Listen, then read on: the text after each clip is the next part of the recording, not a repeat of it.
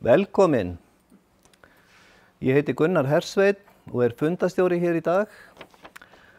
Og þetta fundur, kynningafundur deiliskipulag á Veðurstofu Reit, tillögu sem hefur komið fram. Það hægt að skila athugasemdum við þessa tillögu inn á skipulagsgáttina alveg til 25. september. Það kaffi á könnunni og kleinur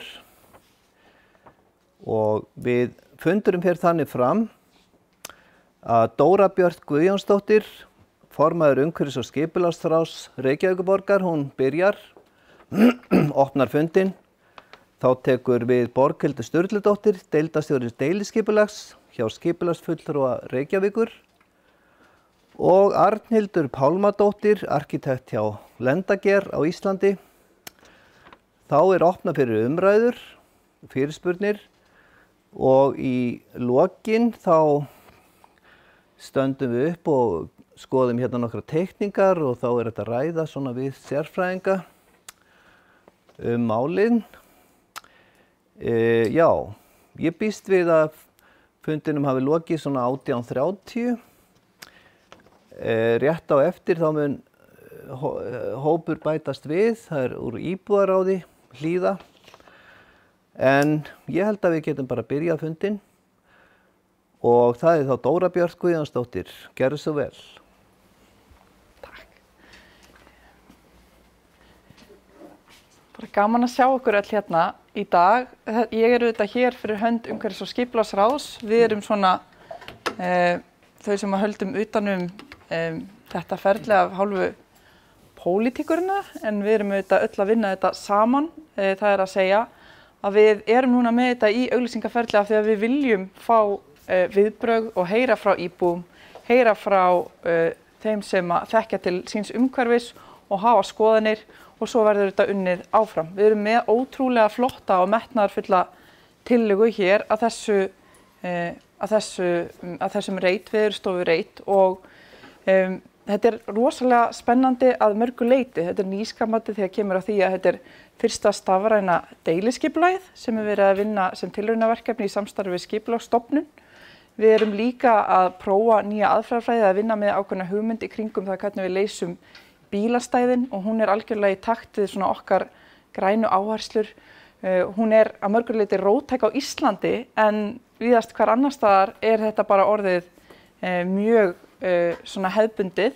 Ég var bara að koma frá Malmö í gær og þar vorum við að skoða það að þegar svona hús, svona bílastæðahús eða svona fjölnota hús fyrir samgöngur, þar sem að bílastæðin leyst þar til þess að skapa einmitt öruggt, gott, grænt umhverfi í kringum heimili fólks, þar sem að allt ekki á forsendum gatnakerfisins fyrir bíla, þar sem að getur verið aðrir hlutir, skemmtilegir, jákvæðir, uppbyggilegir hlutir fyrir fólk og fyrir börn og fyrir umhverfið okkar. Og við erum auðvitað á leiðinni í það átt að skapa heilnæmt umhverfi en líka gott umhverfi fyrir loftslagið.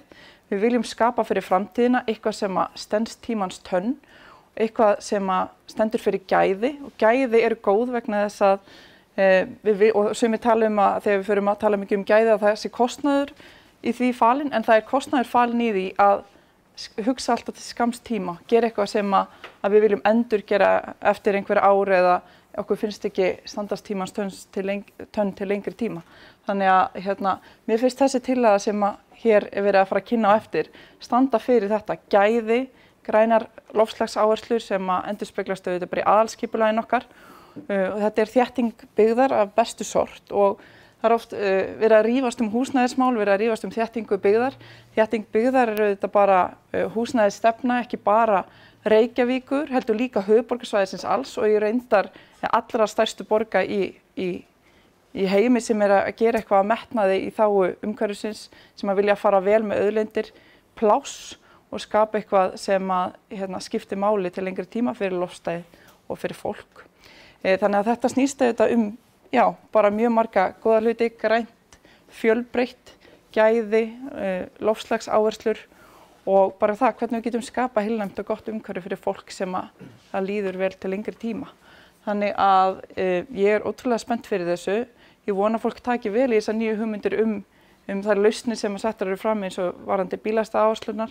Að fólk kynnir sér hvernig þetta hefur verið erlendis. Þetta hefur sannarlega verið að fara í þessa átt og ég mjög spennt fyrir því vegna þess að það skiptir máli hvernig við förum með plássu okkar. Það ekki sjálfgefið að dreifa mikið úr okkur. Við viljum fara vel með, við viljum nýta það vel og nýta það í eitthvað fallegt fyrir framtíðina. Þannig að bara ég rosalega spennt að heyra kynningarnar og skoðanir fólks og fá inn athugasemdir og það auðvitað ennþá hægt að hafa skoðun á þessu. Þess vegna erum við hér í dag til þess að fólk geti komið sínum sjónarmiðum á framfæri og svo skila inn athugasemdum. Þannig ég vil nú bara hvetja ykkur innlega til þess. Kynna ykkur þetta vel, hlusta hér á í dag og skila svo inn athugasemdum og ábendingum vegna þess að þetta allt saman unnið saman með íbúum. Þannig að takk fyrir mig. Kærar þakkir, Dóra Björt. Næst kemur hér Borghildur Sturludóttir sem deildarstjóri deiliskipulags. Gjörðu svo vel. Komið sæl. Ég ætla bara örstutt að fara aðeins inn á það sem að Dóra Björt var að segja hér varðandi þær nýjungar sem við erum að reyna að prófa okkur áfram með þessu deiliskipulagi. Þetta náttúrulega bara svæðið eins og það Það eru þarna inni og líka til þess að segja frá því. Við erum búin að eiga mjög gjöfult samstarf með lóðarhöfum. Það að segja þeim sem hafa verið með lóðarvilirði á þessu stað. Það stóð einnig til að inn í þessu verkefni væri að þróa nýjar höfuðstöðvar fyrir Veðurstofuna en sökum álags þar, eldgossa og annarra náttúruhamfara þá bara var það aðeins sett á bið og þeirra svæði í raun og veru bara markerað inn núna sem þróunarsvæði. Þannig að þau eru ennþá í sínu húsi. Það voru hugmyndarleitir sem við í raun og veru fengum í nesti sem voru hérna á árið 2021 og 2022 varðandi vilyrði og lóðarvilyrði og þar erum við að vinna með hóp sem kennir sig við hagkvæmt húsnæði, undir grænt húsnæði og bjarg sem þið þekkið væntanlega. Og þetta þýðir það að inn á öllum fundum núna vorum við með þessa aðila til staðar. Þannig að deiliskipulagið í raun og veru svolítið testað með þeim líka. Það krefst þess að við séum í smá trausti yfir því að þau séu svona máta inn sínar lausnir og við að koma tilbaka aftur. Þannig að þessar lóðir eru ekki svona fengnar upp úr bara hugmyndum einhverja einstakra. Við erum að reyna að vinna þetta saman og það sama eins og með Veðurstofuna. Við áttum fund með þeim núna fyrir viku síðan þar sem við erum líka að kynna þetta fyrir starfsfólki því það náttúrulega, þau eru til staðar og þau eru að vinna með lóðina, ásýndir og útsýni yfir líka sem við erum að taka til. Við fórum síðan áfram með samkeppni deiliskipulagsgerðina og það þannig sem við fundum lendaðir til þess að vinna þetta með okkur áfram. Eins og segjum við Veðurstofuna sem lóðarhafi og helsti hagsmunaaðili. Veitur hafa verið með í öllu samráðsferlinu sem þýðir það líka að við erum að reyna að testa og erum að skoða deiliskipulagið þannig að þetta deiliskipulag geti orðið sem byggingarhæft sem fyrst. Það ekki eitthvað sem við ætlum að reyna að finna út eftir á. Þannig að við erum að reyna að skoða alla stúta og alla leiðir og leiðslir með þeim. Og eins og ég segi, virt samráðsferli með öllum lóðarhöfum. Það eru líka þarna inni nýjir hlutir sem við erum að þróa áfram með skipulagsstofnun varðandi rafrænt skipulag, þannig að þá erum við svona að reyna að draga úr því að við séum í dag að prenta út, gera breytingar, prenta aftur. Við erum að reyna að vinna þetta eins rafrænt og hægt Nýjasta eins og þið hafi kannski orðið var við það inn á skipulagsgáttinni til að mynda það að við erum ekki lengur að taka við athugasemdir, þær eru bara opnar fyrir öllum. Þannig að þið sjáu þar líka hvernig viðbrögð tillagan að fá. Bílastæðahúsið, rekstramódel, þetta líka eitthvað sem við erum að skilgreina og vinna samhliða öllu þessu ferli núna. Bæði varðandi uppbyggingu, rekstramódel og annað slíkt og erum við þakklátt fyrir það eru aðilar sem eru nú þegar búin að svona segjast alltaf að koma til móts eða þarf að segja að skoða það en það verður formgert sérstaklega á næstu stigum. Regluverkið, bara eins og það með stofnframlög sem Bjarg bundið, það krefst einhverja breytinga undanþága vegna þess að til að mynda eins og bílastæði. Regluverkið þannig að bílastæði hjá Bjargi þurfa að leysast innan lóðar og við erum að reyna svona þess að ávarpa það kannski það dýrasta sem hægt að gera í dag. Þannig að við erum að reyna að fá þau. Og svo þetta með skipulagslöggjöfina, ég ætla bara rétt að innbráði, það ennþá algjörlega nýtt en það sem að bara var samþykkt á Alþingi núna í sumar að það þetta með gildistíma innan. Við vitum það í dag að við erum að vinna oft með mjög gamlar heimildir, gamla deiliskipulagsáætlun sem voru sannarlega barns síns tíma og erfitt að vinda ofan á. Í dag bara, ég ætla bara að sýna ykkur þetta, en þetta allavega það sem að, já, þetta eru dagsetningarnar. Í dag sem sagt bara verið að vinna með það að sveitarstjórn skal áður en ákvörðunin tekin samþykkt byggingaráform meta hvort þörf á endurskoðun séu liðin 5 ár. Og þetta hjálpar öllum sveitarfélögum til þess allavega að skoða hvernig hlutirnir hafa elst og gefur líka ákveðin svona varnagla á það að það sé mögulega eitthvað minna brask í gangi. Það allavega hugmyndafræðin vissum við með löggjöfinu. Ég vildi bara láta ykkur vita af þessu því þetta svolítið merkilegt lagaákvæði. En þá ætlum ég bara að gefa Arnhildi orðið og hún fer síðan núna ítarlega yfir deiliskipulagið og við síðan bara erum tilbúin til þess að svara öllum spurningum og ábendingum eftir. Takk. Kærar þakkir. Já, það Arnhildur Pálmadóttir, arkitekt hjá Lendager, sem ætlar núna að kynna okkur þessa tillögu að deiliskipulagi á Veðurstofu Hæð. Gjörðu svo vel. Já, sæl. Gaman að sjá ykkur. Ég ætla að fara yfir þetta hérna núna og sem sagt, þetta svona lítur þetta út, það sem í kynningu nú á gáttinni, gögnin sem eru þar. Þó að við séum að tala að nota sem sagt, ekki gömlu aðferðirnar, heldur erum við að nota nýjar aðferðir og að þá erum við sem sagt búin að teikna svona uppskýringaruppdrátt sem líka prentaður út hérna frammi til þess að fara svona yfir helstu forsendurnar, en svæðið náttúrulega frábærlega staðsett í miðri borginni upp á hæð og heimili Veðurstofunnar eins og Og ég mun fara svo betur í gegnum útfærslurnar á svæði sjálft á næstu glærum, en uppdrátturinn sýnir þessa afmörkun og hvernig byggingarnar liggja. Og þannig að já, þetta svona, þetta eru líka sér þróunarreitir sem að koma fram á teikningunni sem að eru mögulega framtíðarbygging fyrir Veðurstofuna, mögulega stækkun á vatnstankinum og svo stækkun eða lóðin þarna við hliðina á núverandi húsi Veðurstofuna líka. En að öðru leyti innan okkar svæðis það þarna óbyggt í rauninni í dag. Þarna hurfu nú allir litirnir, en ég held ég sjá nú svo sem ágætlega. Þetta eru stærðir lóða og þau lóðavillir sem hafa verið gefin og áætlaður fjöldi íbúða, hann miðast í rauninni við meðalstærð 85 fermetra, en auðvitað þetta allt einhverja reikniformúlur. Og helstu stærðir eru þarna, græna lóðir eru með 8500 fermetra, 80 íbúðir, Bjarg, tæpa 6.000 fermetra. Og 54 íbúðir og Variat sem hagkvæmt húsnæði eru með 6.500 tæpa og 72 íbúðir. Og það þá 1200 fermetra verslun og þjónusta og það staðsett inn á miðjusvæðinu, við sjáum það betur eftir.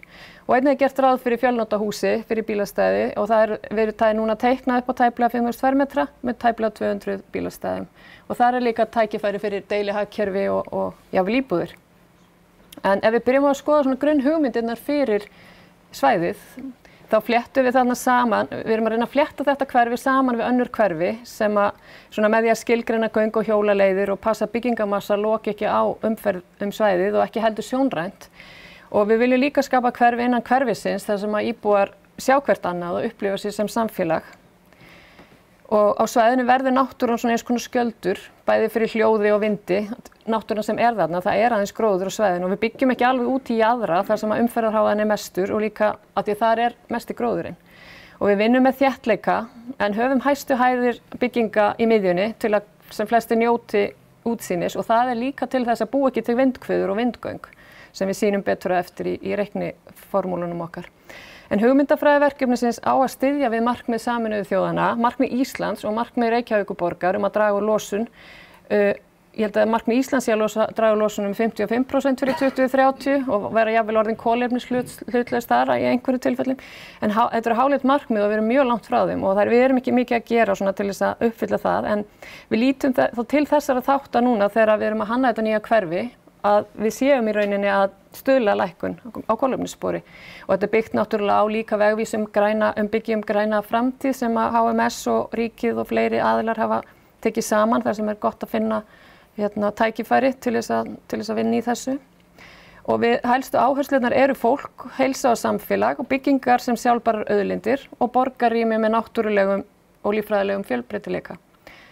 Og markmiðið sem sagt á þetta eins og þetta varðandi fólk og samfélag, það líka að fá fólk til að hreyfa sig, vera meira úti, gefa því færi að vera í skjóli, hafa aðgang að sólríkum svæðum og þjónustan geti teygt sig út í almenningsrýmin og þannig verður þetta svæði líka áhugaverður áningarstaður fyrir gangandi og hjólandi.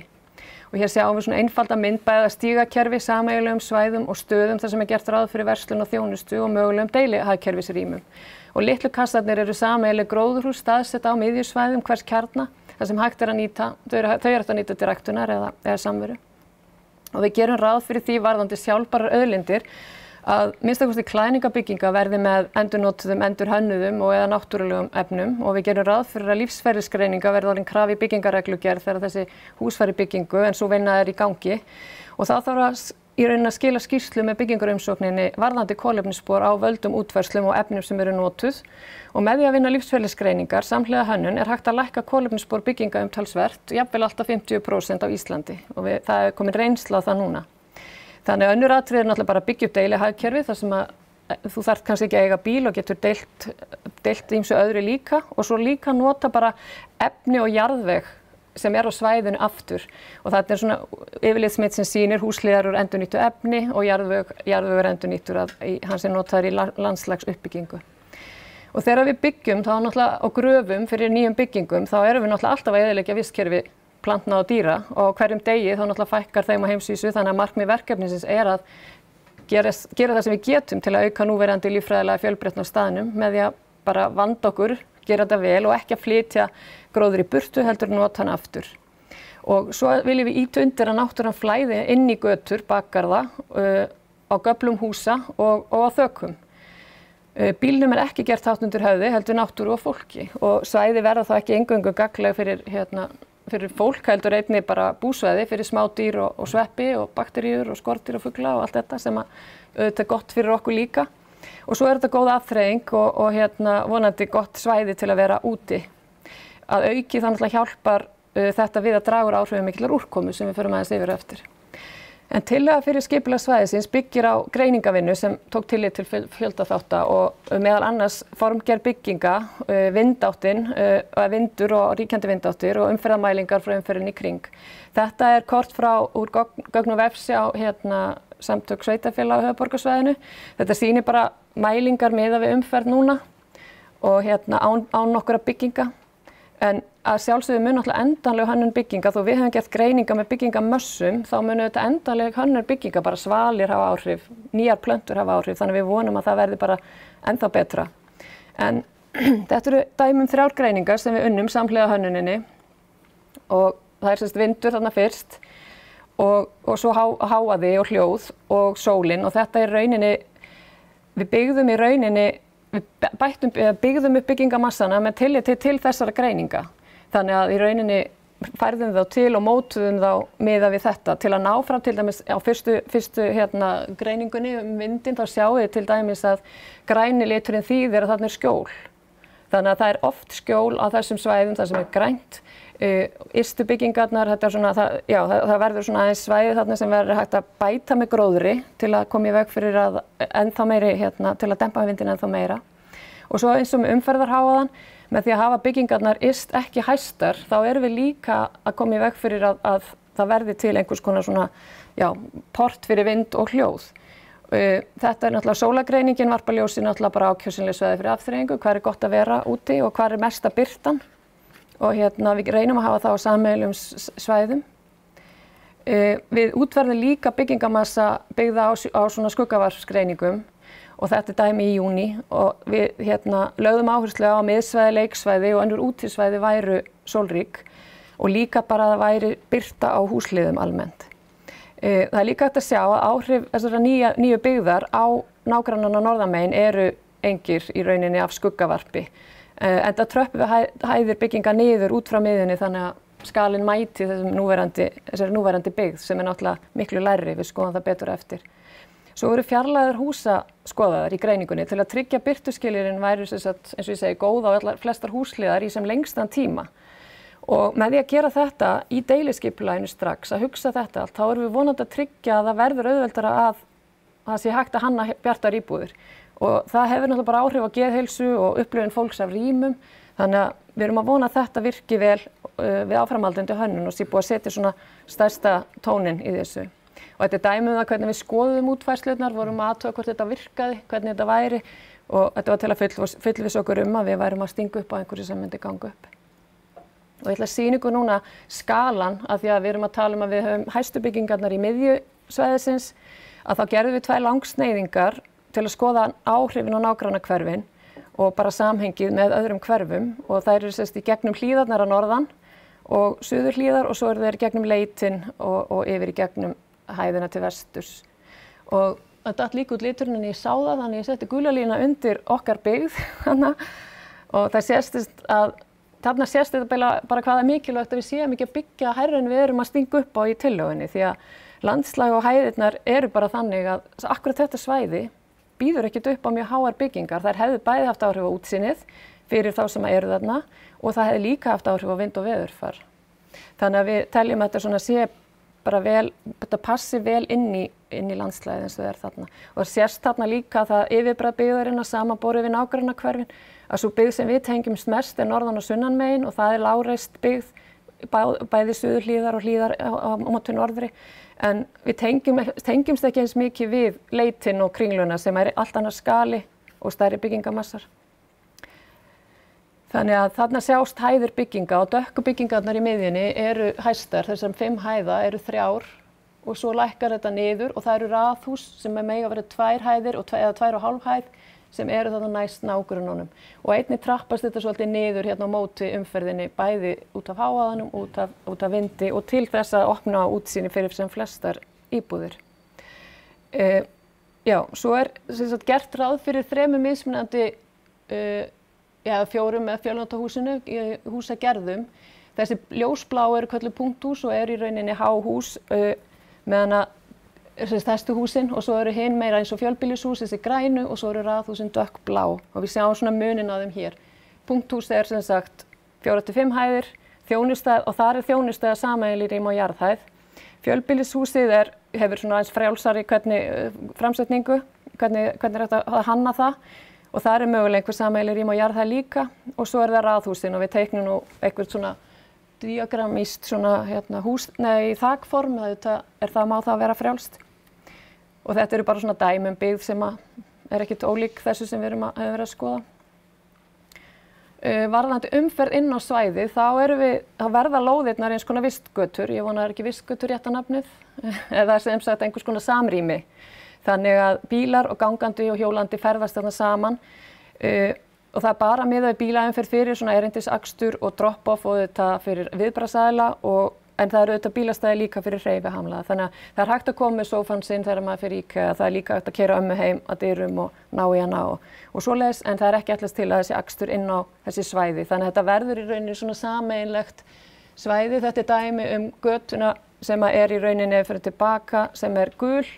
Þar er gert ráð fyrir bílastæðum á ákveðnum stöðum og þar er þetta í rauninni svona það bil útfærslan. En svo er þarna lítill partur syðst á lóðinni þar sem er ekki gert ráð fyrir bílastæðum sem yrði bara akstursvæði fyrir fólk og bíla og gangandi.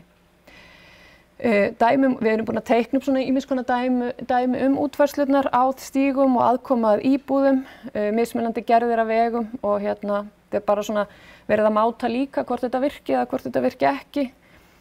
Bílastæðin eru sýnd hérna sem svona tákgræn, þau eru ekki först staðsetningin í rauninni en þarna þetta miðað við núverandi tillögu og þá eru tæplega 200 í fjölnotahúsinu, 46 bílastæðinnar svæðis, þannig að þetta eru svona 238 stæði og dökku stæðin eru þá bara bílastæði á ofanjarðar og svo eru þá skástrikkaða svæðið er fjölnotahúsi. Það er að segja að þessi stæði viðarstofahæðir starfsmanna þeirra enn sem komið þarna fyrst. Já, þessi dökku þarna megin er í rauninni ennþá í notkun hjá þeim. Við reiknum með gróður í kringum byggingarnar og á kantsvæðunum og kantsvæðan almennt ekki afgirt og verða bara hluta heildaryfirbragði svæðisins og þau tengjast í einhverjum tilfellum út í svæðum íbúða og svo tengjast í einhverjum tilfellum verslun og þjónustu. Þannig að þetta svona til þess að það verði þetta náttúrulega græna yfirbragði yfir svæðunum. Það opið rými í miðju svæðisins sem verður eins konar hjarta hverfisins.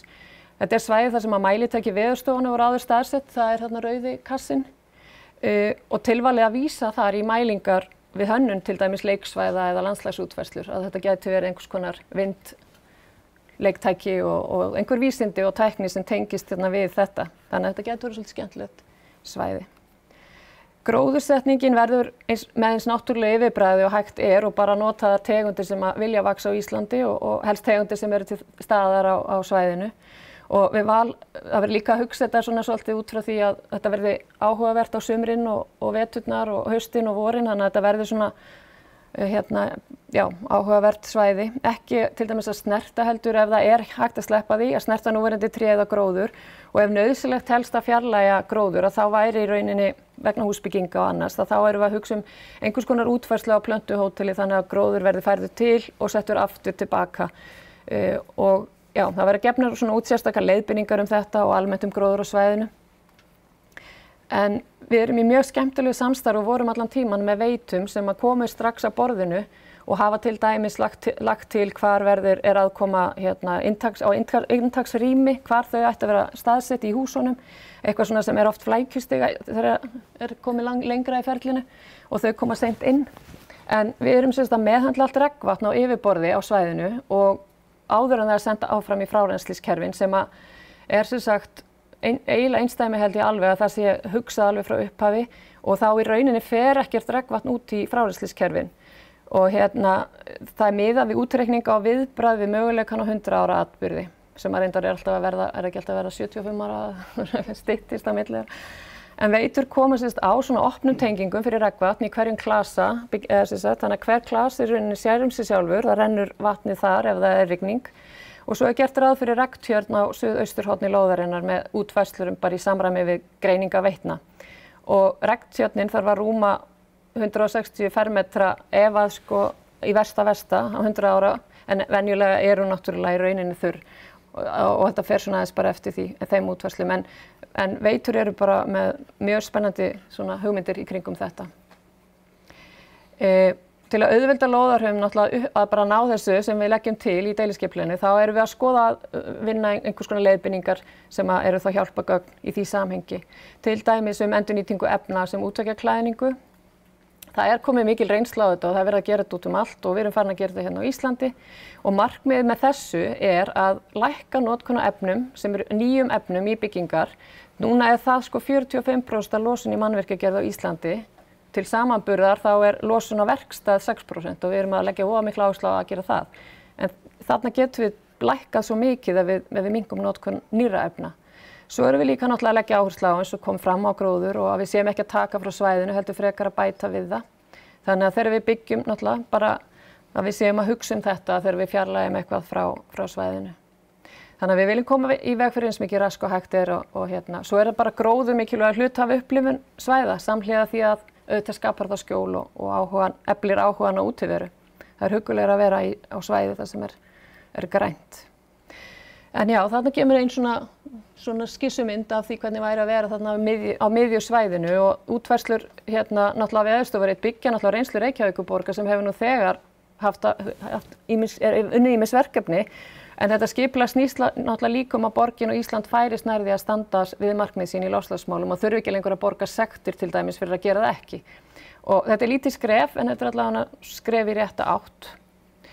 Svo já, það eiginlega bara okkar ósk sem að stöndum höfum unnið að verkefninu að þetta nýja hverfi verði bara gott hverfi fyrir íbúa. Það aðal markmiðið að fólk sem starfar á svæðinu og gestir sem eiga leið það í rauninni bara drifkrafturinn fyrir hugmyndafræðinu að þetta verði gott hverfi.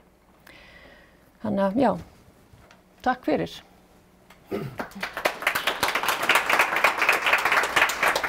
Það þetta bara kæra þakkir.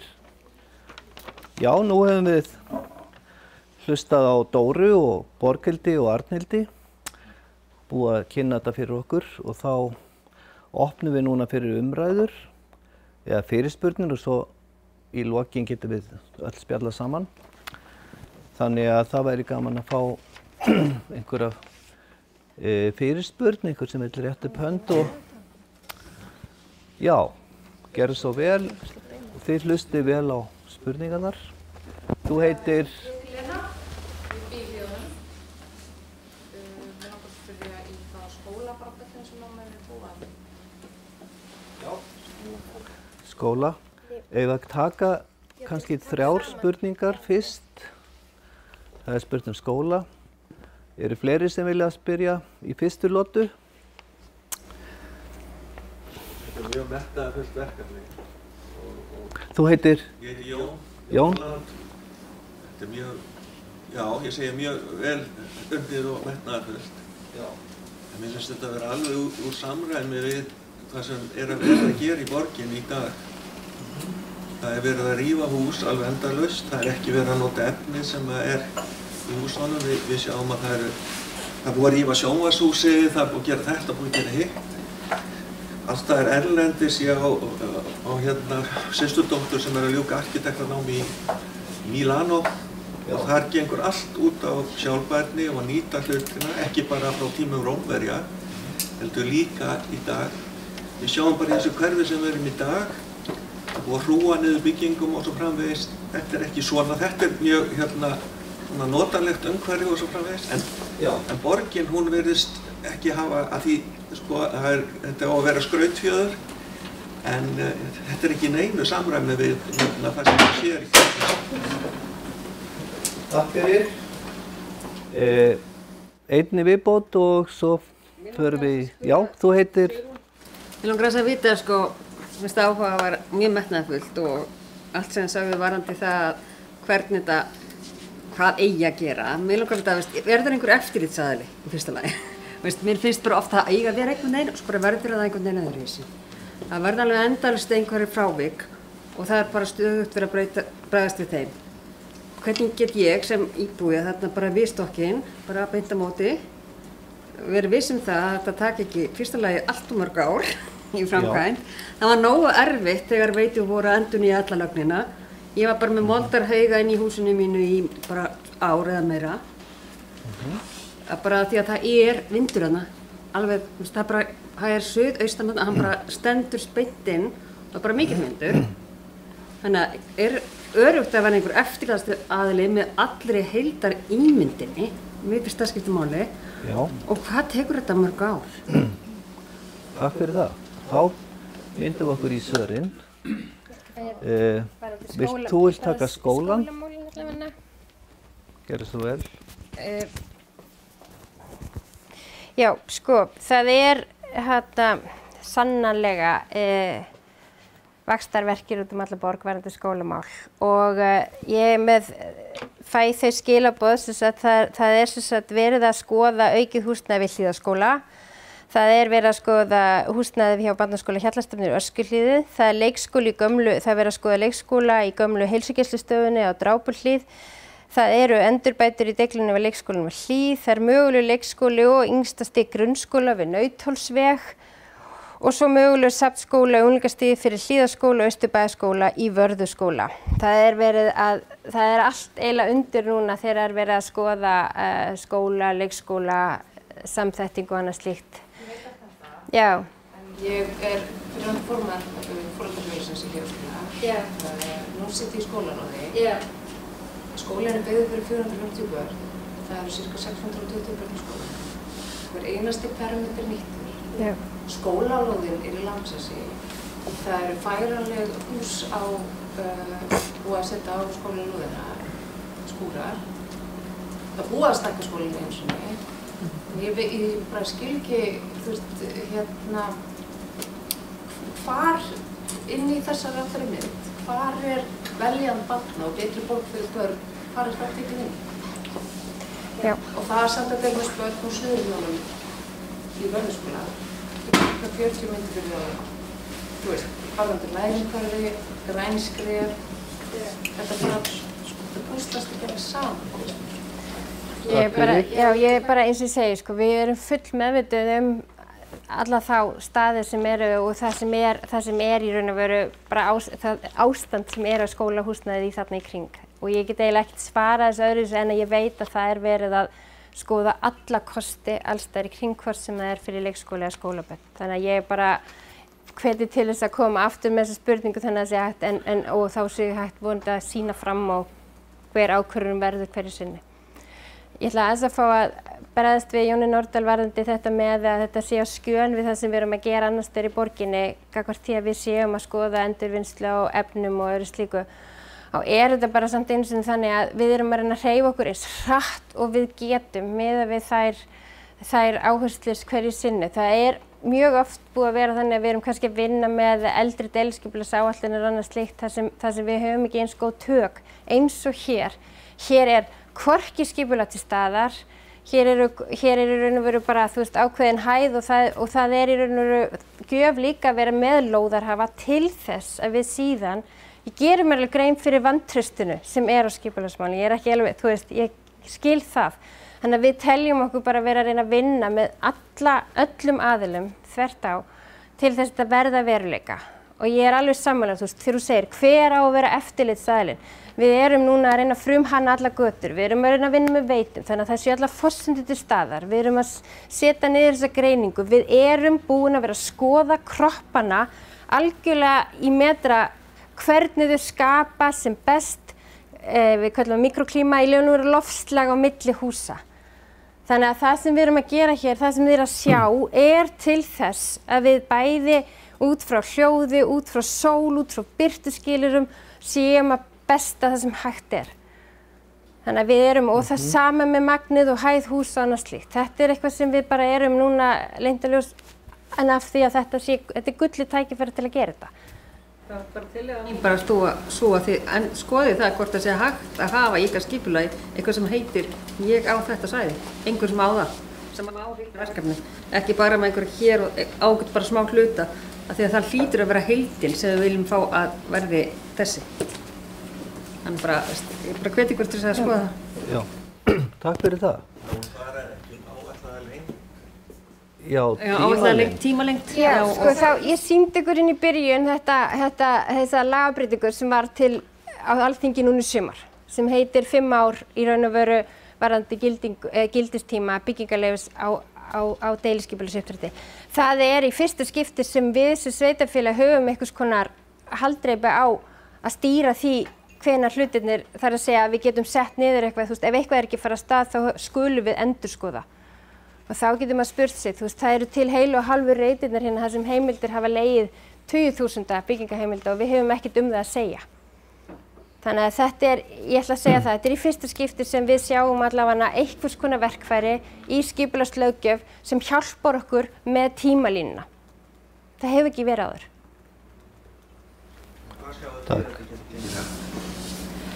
Sigrún að lýsa þessu, þetta þessari vondu átt og þessum uppgreftri og þessu sem var að ganga þarna yfir okkur. Já.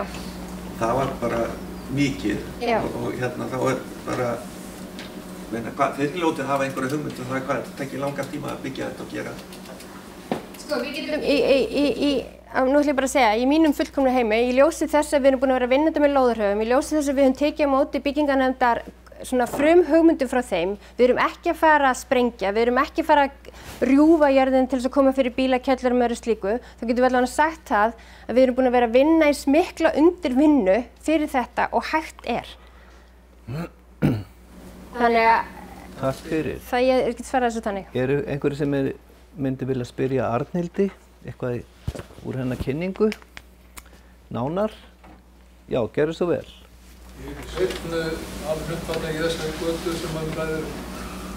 Hefur verið veðuratúrnamaður og hafi lært að taka veður á þessum reit og ekki þetta nú sæmilega. En ég að velta fyrir mér það var mist á stækkun Kaldavaðstóksins. Ég var svona að velta fyrir mér í hvað áttan á að stækka eða hvað hann á að stækka. Svo var ég að velta fyrir mér að segja eins meira frá bílastæðum, hvernig eru þau hugsuð? Og bílastæðahúsinu? Sko varðandi stækkun vatnstanksins, þá það í suður aðeins og það í rauninni ekki komið á endanlega held ég ákveðið hvernig það verður, en það ekki út af einhverju stækkun byggðar? Jú, í Vatnsmýri og bara í Vesturborginni. Já, það svona í hlutfalli með bara að íbúum fjölgar held ég, en það væri í suður aðeins. En náttúrulega vegurinn setur mörk þannig að það ekki hægt að fara neitt mjög langt þar út. Það taka frá byggingarinn fyrst og fremst. Já, það rauninni verið að. En það ekki rétt hjá mér að veitur það vantar vatnstangarna eða stækkunarstangi fyrir Vesturbæinn sem segir. Það ekki alveg rétt? Ég hef ekki alveg. Nei, það ekki það lengur, nei. Ok. En það allavega líka fyrir og það það í rauninni, þau hafa þennan sveigjanleika aðeins í suður til að stækka við sig. En það má mér líka að spyrja það varðandi viðstofuna sjálfa sko og stækkunum á því svæði. Veistu hvar gert ráð fyrir því? Því hún að fara. Þess að tankarnir væri þá að fara hérna eitthvað aðeins lengra í þessa átt.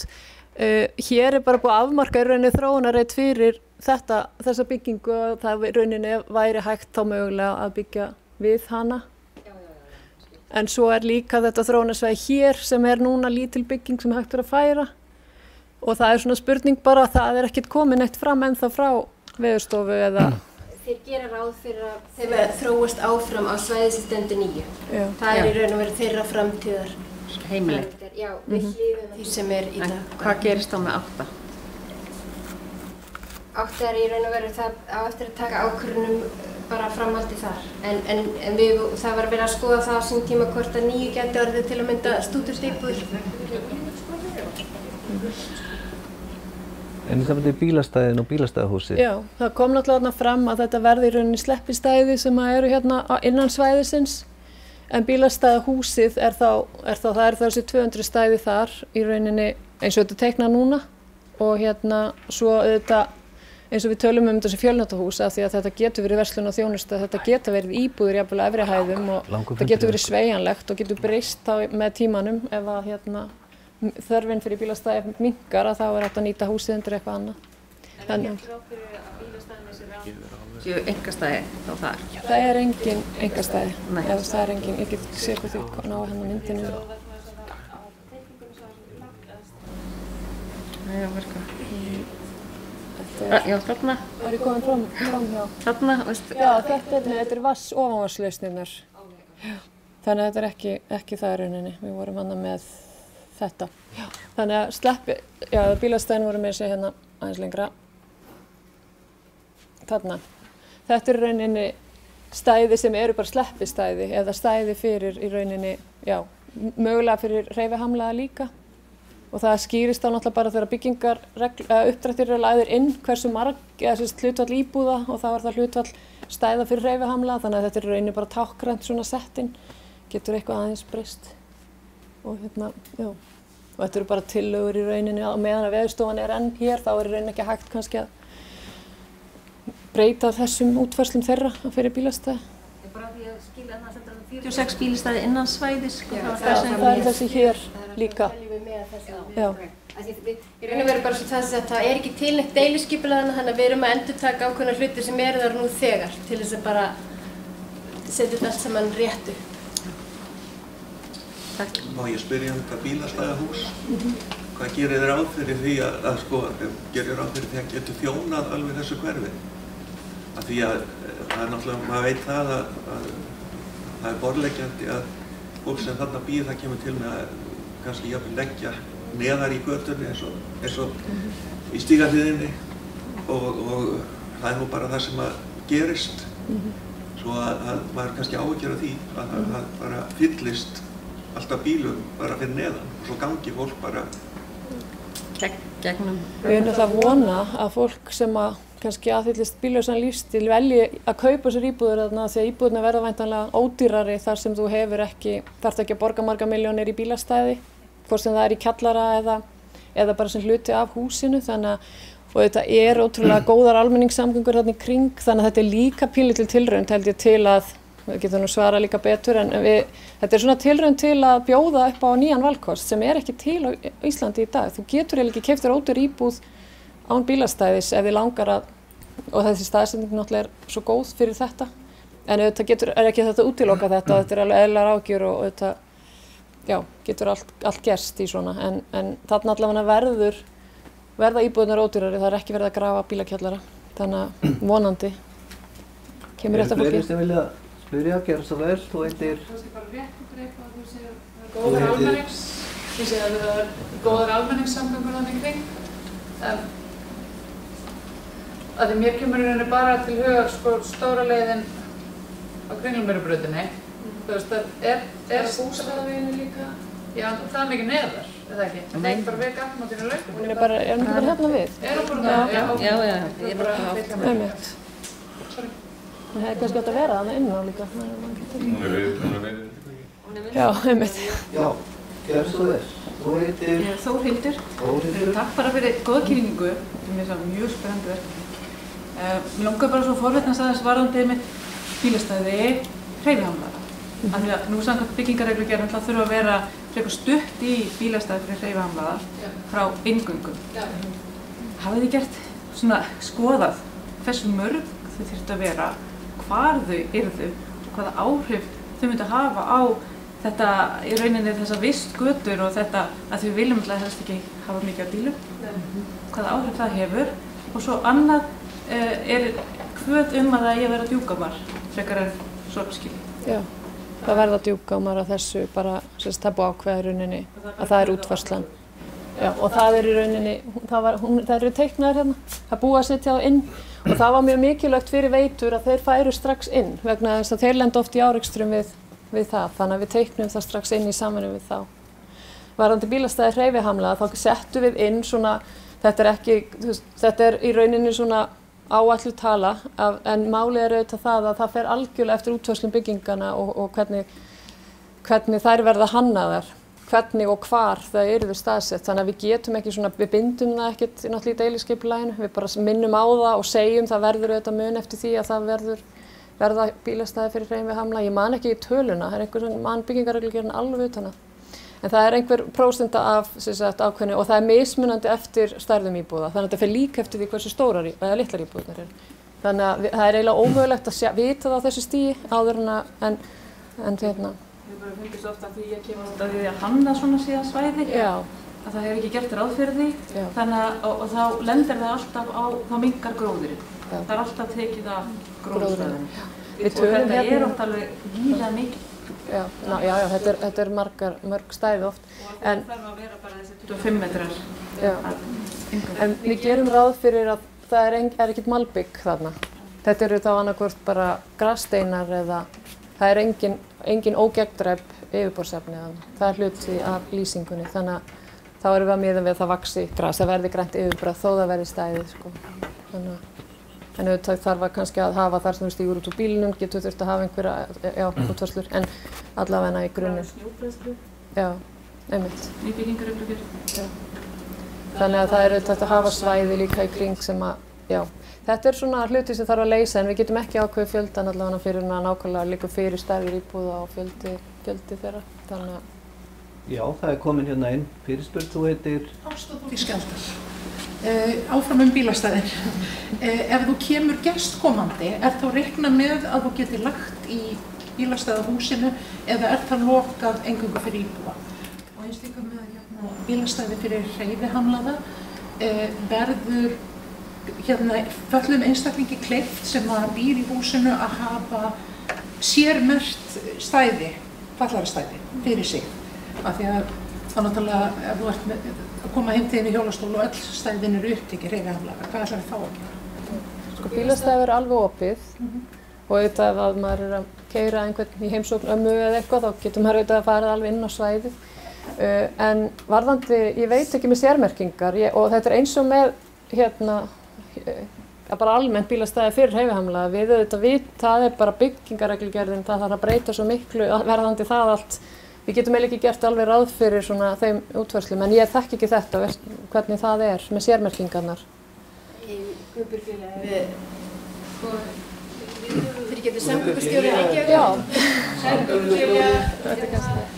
Samgöngustjóri, bílastæði fyrir hreyfihamlaða, við höfum sérmerkt hreyfihamlaða á á borgarlandi þar sem ekki hefur verið möguleiki á stæði innan lóðar. Þannig ég ger ráð fyrir það verið þarna eins og annar staðar í borginni. Þá erum við bara að vera hugmyndaríki og útfærslum á bílastæði hreyfihamlaðra með heitu vatni og grænum svæði og gróðri. Þannig að þetta er allt nýskapandi, allt sem við þurfum að taka á það. Takk. Eru fleiri sem vilja spyrja? Ég alltaf að spyrja, ég bara verið trygging fyrir því að hæð húsa haldist. Þekki maður það og ég þekki það hérna úr þessu hverfi að þar var svindlaði borgin á hæð og fór allt of hátt en var gert ráð fyrir upphafi og þetta hefur gerst víða. Hvað tryggingar fyrir því að það verði ekki bara allt í einu, þetta verði allt í einu bara 7 hæðir eða eitthvað svoleiðis. Við ættum náttúrulega ekki að koma teikningum í gegnum hjá byggingafulltrúa ef það er ekki samræmi við deiliskipulagið, þannig að þar allavega ætti það að stoppa fyrst. En ég þekki ekki, ég hef alltaf þurft að skila teikningum í samræmi við deiliskipulag, þannig að ég veit ekki alveg hvað getur gerst til að svoleiðis gerist. Það er með 7 hæða hús í Nóatúni og Hafnum og Borgartúni. Það átti aldrei að vera 7 hæðir en þar var einhver örugglega á milli borgarinnar og lóðareiganda. Það fór svolítið upp og það var náttúrulega bara eitthvað sukk og svínari. En ég get ekki svarað fyrir það. Nei, þannig að það er tryggt að þetta verði svona. Já, að vera það er það. 100% við þurfum alltaf að fara eftir deiliskipulaginu. Það er svona mikilvægt að setja það strax þar á réttan hátt en ekki opna fyrir eitthvað. Já, hvað heitir það? Rán. En eitthvað bílastæð forvinni? Já, bílastæð húsið sjálf. Er það áallt á 3 pöllum? Það er á 3 hæðum cirka, eins og það teikna núna. En auðvitað er það í þróun. Já. En það er svona verið. Það er eitt liður í þessum fundi, það er að við bara klárum kleinurnar, fáum við kaffi og sérfræðingarnir verður hérna hjá okkur og geta svara spurningum og þið tala saman hérna, skoða teikningar. Endilega gerið þið það. Annars takk fyrir.